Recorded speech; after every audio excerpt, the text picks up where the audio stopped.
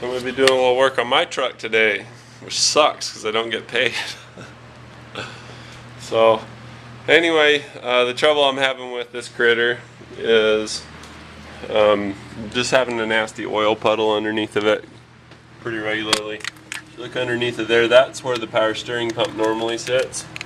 So you follow from the driver's side battery and peek over the top and look down in there past your injection pump and look down in. You see that little shaft? That's the shaft for the camshaft drive for the power steering pump. There's a vacuum pump that's intermediate between the power steering pump. So it looks like this. This is what it looks like pulled. This is the best way I can explain it to you. Basically, when you go through to undo this, first thing you want to undo is your return lines. There's two of them because it's got Hydro Boost. Well, that's what Chevy calls it, is Hydro Boost, but basically it's got the power steering actuated or boosted brake system. So instead of a vacuum actuated power brake booster, it has Hydro Boost. A lot of diesels do that because that way you don't have to have as much vacuum. So you need vacuum for other things like your wastegate and whatnot, and that's what this vacuum pump's for. So you don't want to pull vacuum off a diesel apparently. So then you take off your power steering pressure line, the discharge line. That's an 18 millimeter. The next thing you want to do is you want to undo the buckle for your vacuum off of this and slide that up and out of the way. After you get those all off, you want to undo the wire harness, and this just unbuckles. You push in, pull back, and pull it off and let the wire harness out. And then from underneath, you're going to do the rest of the stuff. So you crawl under the truck now, and you undo the variable oil line for the vacuum pump. And once you've pulled that off and out of the way, you spike your blankety blank phone into the ground because it seriously will not stop ringing today. Once you've destroyed your phone, I'd really like to destroy my phone today. Next thing you want to do is you want to undo the two bolts off of your vacuum pump flange. There's one here and one here, and then on the side the engine block runs right here, right? You want to undo the nut that's on the bottom of your power steering reservoir. There's a bracket that goes to the engine. You got to undo that one. It's the very lowest one on the pump.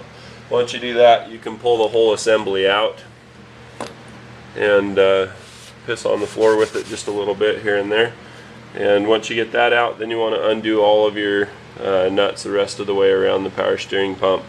Once you get those off, I'll show you what you do from there. So you take all these nuts off like I had mentioned. Remember to put the bracket for the wire harness back on this side. And so you take all the nuts off. This comes off of here. Comes out of the little plus cross off of the drive. You have to have some kind of a chunk of metal or something to be able to level this on because these are not level. So I like to lean it against there because it wants to fall the way of the vacuum nipple. So you take a socket that fits in there. For me, these Great Neck sockets, a 19 millimeter fits in there. So you put that in there and then you strike it with a mallet. What that does is it drives that assembly out of there. It'll clear the small O-ring, and it'll also enable you to be able to get to the seal. The seal that was leaking is, I don't know if you can see that in there, but that's the seal we're trying to do. When you go to buy this whole setup from the dealership, or Cummins, or whoever you're going to get it from, I paid wholesale. I got it for like 80 bucks. I thought, dang dude, for that one stupid seal I'll be $6.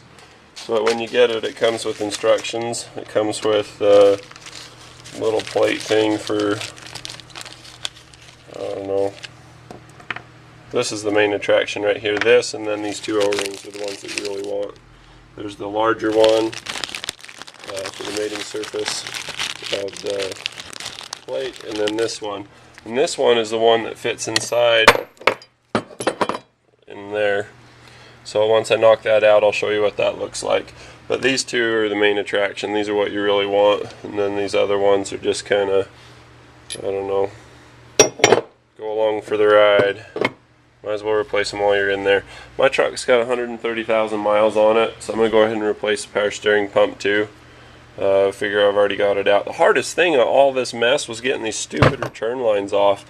Getting these suckers off, aside from pissing all over the bench and cleaning that up every 2 seconds. To get those off, I had to grab them with pliers and had to basically twist them back and forth until they popped. But the hoses that they had on there, I mean, they really stick on there. They're not messing around. So I had to twist those to get those off. Other than that, everything's been pretty cut and dry, especially with the instructions I'm giving you. Shouldn't have any trouble. Should be pretty good one. Easy to do. Okay, so I've knocked it out. This plops out on the ground. Remember when we were looking through it this way and you saw the plus and there was a little mark on it? When you go to take this out, one side has the mark, one doesn't. The side with the mark goes in first when you go to put it back together.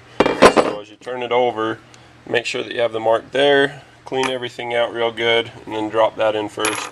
And then also where the little O-ring was I was telling you about, that we're going to replace, make sure to oil that with some engine oil before tapping that down in there.